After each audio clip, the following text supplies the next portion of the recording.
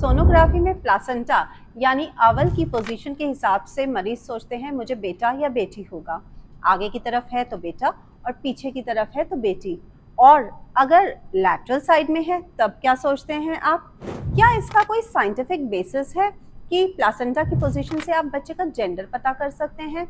इस सवाल का जवाब लास्ट तक आपको मिल जाएगा, तो वीडियो में मेरे साथ लास्ट तक बने रहिए। अब ये जो प्लासेंटा है यानी अवल क्यों बनाई है भगवान ने? प्लासेंटा के 3 इम्पॉर्टेंट फंक्शंस हैं। ये माँ से बच्चे को न्यूट्रिशन पहुंचाता है, बच्चे से जो उसके वेस्ट प्रोडक्ट्स हैं उसे प्लासेंटा में भेजता है, और तीसरी चीज़ बच्चे के आसपास जो पानी होता है जिसको हम एमनियोटिक फ्लूइड कहते हैं उसको मेंटेन करने में भी हेल्प करता है। तो अब तक तो आप ये समझ गए होंगे कि माँ और बच्चे के बीच का कनेक्शन है प्लासेंटा। ये 7वें या 8वें वीक से बननी शुरू हो जाती है और 12 वीक्स तक अपना सारा फंक्शन टेक ओवर कर लेती है। अब ये जो प्लासेंटा है इसका काम है हार्मोन्स बनाना, प्रेगनेंसी को कंटिन्यू करने में जो हार्मोन्स मदद करते हैं, प्लस बच्चे को न्यूट्रिशन पहुंचाना, और जो बच्चा वेस्ट प्रोडक्ट्स निकाले उसको भी ये लेती है। अब आप जब अपनी अल्ट्रासाउंड रिपोर्ट पढ़ते होंगे तो उसमें अक्सर लिखा हुआ होता है कि placenta is anterior, placenta is posterior, या प्लासेंटा इज लो लाइंग, या placenta lies in upper uterine segment. तो अगर हम अपने गर्भाशय यानी बच्चेदानी को देखें तो वो एक रूम की तरह होती है। उसकी एंटीरियर वॉल पे अगर प्लासेंटा है तो हम इसे कहते हैं एंटीरियरली प्लेस्ड प्लासेंटा। उसकी पोस्टीरियर वॉल पे अगर प्लासेंटा है तो वो हो गई पोस्टीरियर, और अगर उसकी राइट और लेफ्ट दीवार पे प्लासेंटा है तो हम उसको कहते हैं राइट लैटरल या लेफ्ट लैटरल प्लासेंटा। अगर प्लासेंटा बच्चेदानी के बिल्कुल ऊपरी हिस्से में है तो हम उसे कहते हैं, जैसे ये बच्चेदानी की दीवार है ऊपर की, तो छत जिसे आप मान सकते हैं, तो ये हो गई फंडल पोजीशन। फंडो एंटीरियर हो सकती है या फंडो पोस्टीरियर हो सकती है।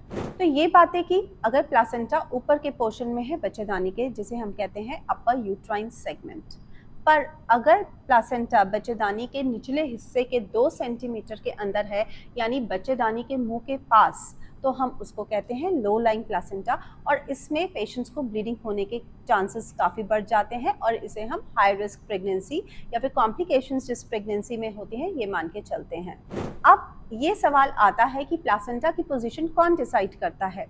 अगर बेबी जब इम्प्लांट होने लगता है वो जिस वॉल पे यूट्रस की इम्प्लांटेशन लेता है या चिपकता है उसके हिसाब से और ब्लड सप्लाई के हिसाब से प्लासेंटा की पोजीशन डिसाइड होती है। अब सवाल जो आपके मन में है वो ये है कि क्या प्लासेंटा की पोजीशन से जेंडर पता चलता है? फीमेल में, मदर में 2 क्रोमोसोम्स होते हैं XX, और जो मेल पार्टनर होता है उसके अंदर 2 क्रोमोसोम्स होते हैं X और Y।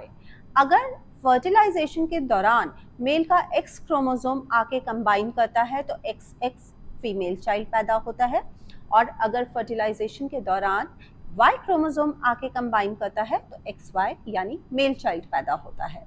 तो एक औरत तो कभी भी जिम्मेदार नहीं होती कि लड़का होता है या लड़की होती है। लड़का या लड़की होगा पैदा, इसके लिए जिम्मेदार भी मेल पार्टनर है, और हम अपनी सोसाइटी में फीमेल्स को यूं ही कोसते रहते हैं कि उसने लड़की पैदा कर दी है। तो लड़का होगा या लड़की होगी ये तो उसी टाइम डिसाइड हो जाता है जब फर्टिलाइजेशन होती है और भ्रूण बनता है, और प्लासेंटा बनती है हमारी 7वें 8वें हफ्ते पे।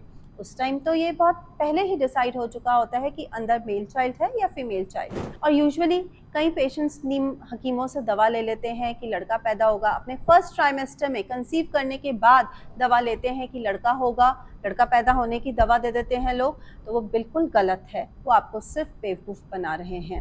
50% चांस लड़के होने का है और 50% चांस लड़की होने का है। तो इन एनी केस अगर 50% आपको लड़का हो गया दवा लेके, तो वैसे भी वो कहेंगे कि लड़का हुआ है हमारी वजह से, और लड़की हो गई तो उनकी तो कोई जिम्मेदारी ही नहीं है। तो अब आप मुझे बताइए कि क्या प्लासेंटा की पोजीशन की वजह से लड़का या लड़की होता है या किसी और चीज़ से? मुझे अपने जवाब कमेंट सेक्शन में ज़रूर लिखिएगा, और ऐसी ही जानकारी भरी वीडियोज़ के लिए please like, share and subscribe.